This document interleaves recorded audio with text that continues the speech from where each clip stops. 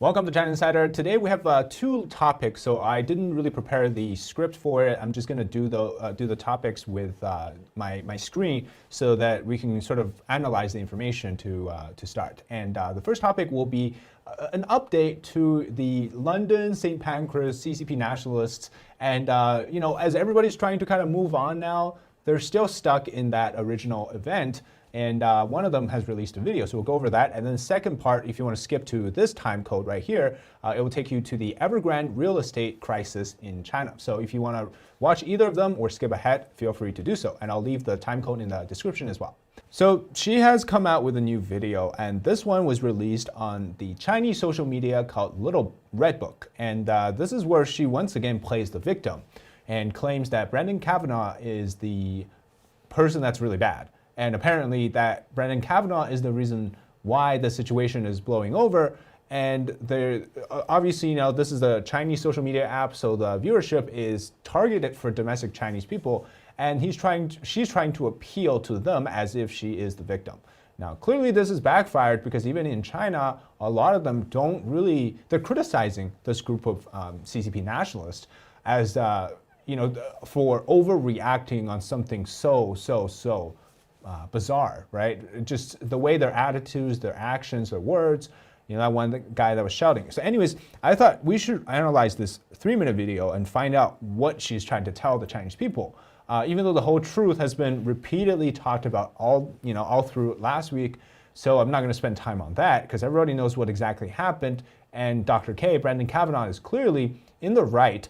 And I mean, his tone, his manners, and just the reactions, even I think some of the really funny interactions he had against the CCP thugs, I thought was very appropriate. But the reason why they're continuing to do this, again, just to generate some level of sympathy within the Chinese social media to appear like they're the ones who are being victimized. So let's watch this. 当事人孟英，因为最近的事情占用了公共资源，我深感愧疚。作为一个在外打拼的中国人，在这件事情的处理上，我确实做得不够好，没能给咱们长脸，还咬牙添堵了，真的非常抱歉。首先，我承认我怂过，虽然大家一直鼓励我不要逃避，要讲出真相，但我不能理解的是，为什么要长他人志气，灭自己的威风？一个在海外拥有数百万粉丝，具备极大影响力和话语权，靠恶意碰瓷、民族歧视、制造对立等手段。She shouldn't have done this to ruin the image, but she's not apologizing to everyone else. She's actually apologizing to the people in China. And then she goes on to say that, I was told to speak the truth. I shouldn't be afraid, but, I got scared, blah, blah, blah. She's making it sound like she's the one that's actually being victimized. 制造对立等手段，无下限炒作来博人眼球，赚取关注度和流量，进而实现盈利目标的大 V。为什么会被他们拥戴是？ And then she goes on to say that, why would somebody like Dr. K with 2 million subscribers, this famous person who apparently uses virality and just, these contentions, conflict points to generate viewership. Why is everyone calling him a pianist?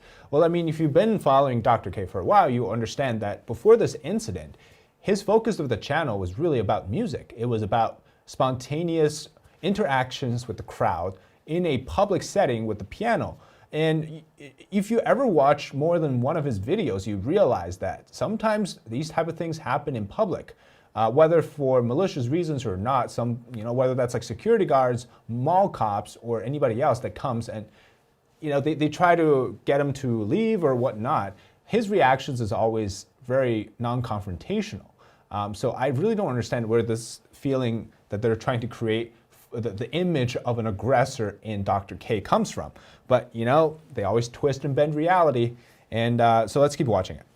而我，一个人微言轻、身在他乡、举目无亲的女孩子，却要被他们人肉、网暴、谩骂，甚至波及工作。其次，我承认我是在英国学习、工作和生活，虽然我不是男儿身，但却也志在四方。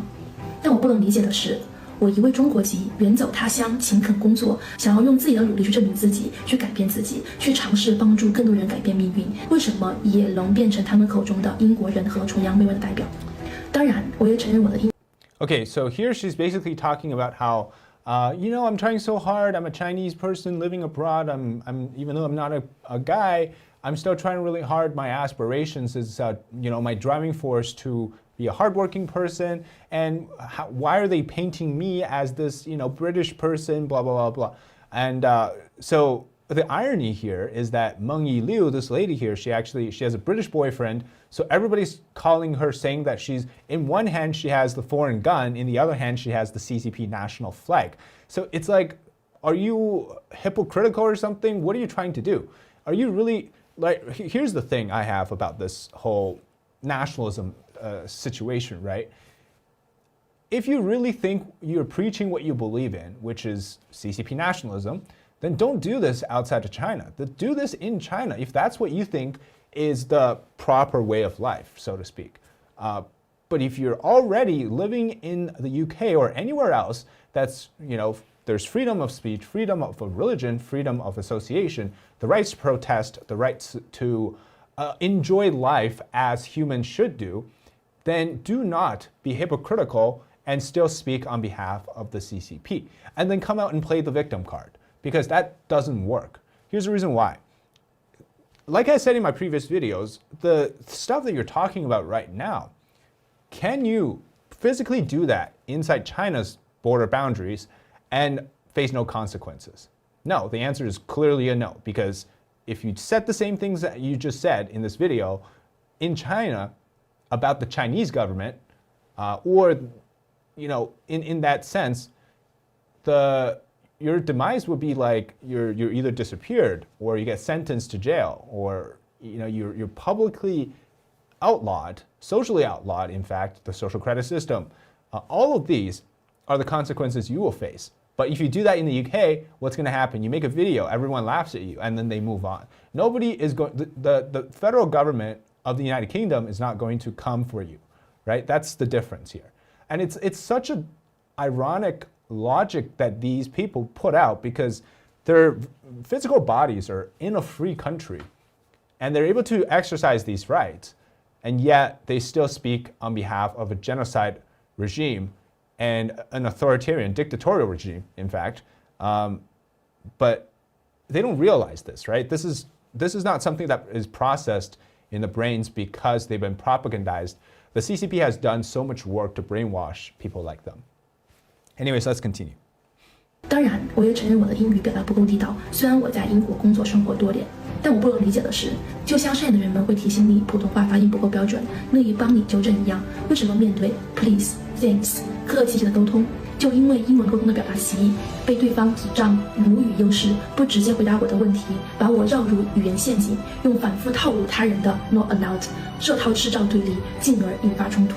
Okay, so she basically says that she blames Dr. K for using English as a language trap, as a grammar trap, to confuse her and to lead her to appear like she is, the aggressive one.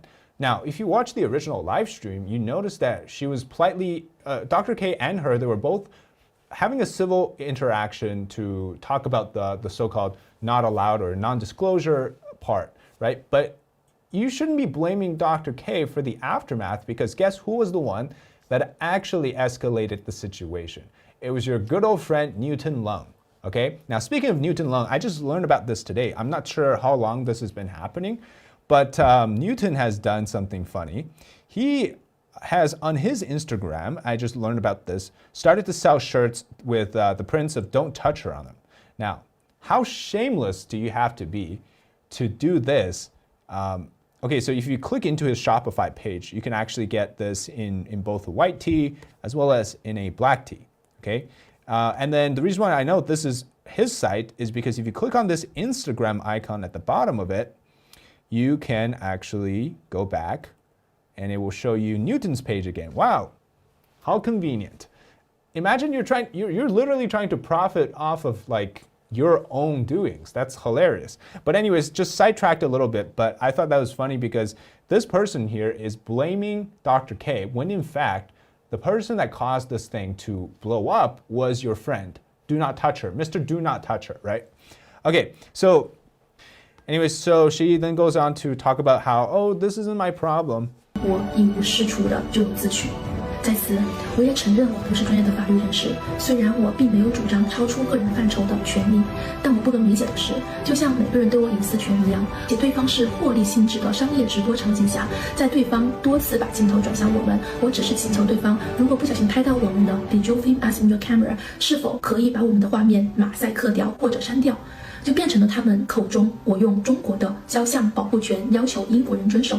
最后我还想说，谁都想要体面得体，但他不能成为别人欺负我们的枷锁。我们常说人敬我一尺，我敬人一丈，尊重和以礼相待是谈成功的前提。我相信大家无论何时何地，哪怕是在海外，当你碰到类似我们这种已经礼貌拒绝邀请，却遭受对方 British girl is more fun 调侃的时候，明知我们是中国人，依然对着镜头直播说 There are a lot of Japanese people here. We're here with Japanese TV crew filming about public piano. So she again talks about how Dr. K apparently confused them with the Japanese TV crew. Now, if you go on to Brendan Kavanaugh's page, he actually made a video about this, saying how he was sincerely sorry for mixing and confusing the two because they had been prior in that same location, so they thought that this group of people were also Japanese. And so for her to continue to say that, this is, again, just trying to force a racial point onto apparently that Dr. K is a racist because he keeps confusing them with the Japanese. And if you watch the video again, right, everybody can see that first, in the first part of the video, which wasn't in the live stream, they thought they were Japanese, but later on, he was told by the producer friend who works for the Japanese TV crew that this group is Chinese. From that point on, he no longer says that they're Chinese, they're Japanese. They said he calls them Chinese, and he says are they from China? So once he learned who they are, that whole racist against Chinese, Japanese thing no longer is a talking point. So I don't know why she keeps saying that, but again, twisting the reality. 对方百般刁难，故意碰瓷，甚至未经允许来触摸我们的时候，在保障人身安全的前提下，都能够从容反击。更何况保护女性 ，Don't touch her， 不是他们口中的丢人现眼。总之，这个事情我处理的确实没有那么好，让大家失望了。大家基于事实、公正合理的批评和质疑，我都接受。我也相信理性对话和尊重多元文化是解决任何争议的前提。我也请求所有关心此事的朋友客观理性评价，勿让偏见和误会进一步加剧矛盾。谢谢大家。All right, so basically in this video, which she originally had another one, but she deleted that. Now she posted this. The language, if you watch the video, I'll link it in the description so you can check it out, is more professional, it's more apologetic. I think she probably had somebody who knows a little bit about public relations, PR work, to help her write this.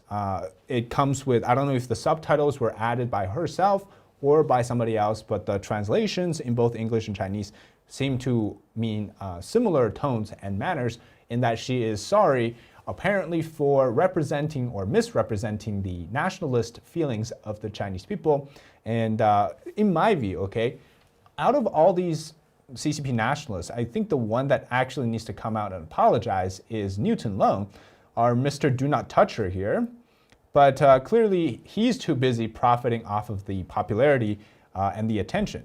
And this also comes after this lady here. She said she's being threatened. She's fearing for her life. Now, obviously, people should probably,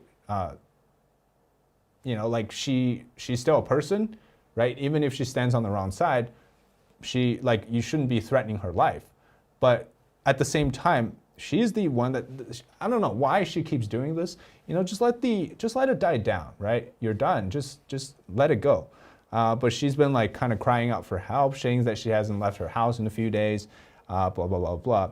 But look, if it was really about this internet bullying situation, I think you should actually consider that, closing down your Instagram page, maybe shutting down your Facebook or whatnot, because if we're talking about the image right situation, right, you're posting all these things yourself online and then going back and saying that, oh, all my information is publicly available, it's being hijacked, it's being used against me. It's called protecting your online privacy, and you should probably do that now.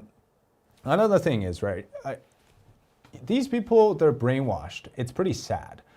But at the end of the day, you have to realize that what they're trying to do now, after the initial situation, isn't just about apologizing for their behaviors, but they're actually trying to use this for more attention, especially in the mainland. And that's where she operates, whether that's her tutoring service, I'm talking specifically about this girl, or her like attention and wanting to be an influencer, attention grabbing scenarios.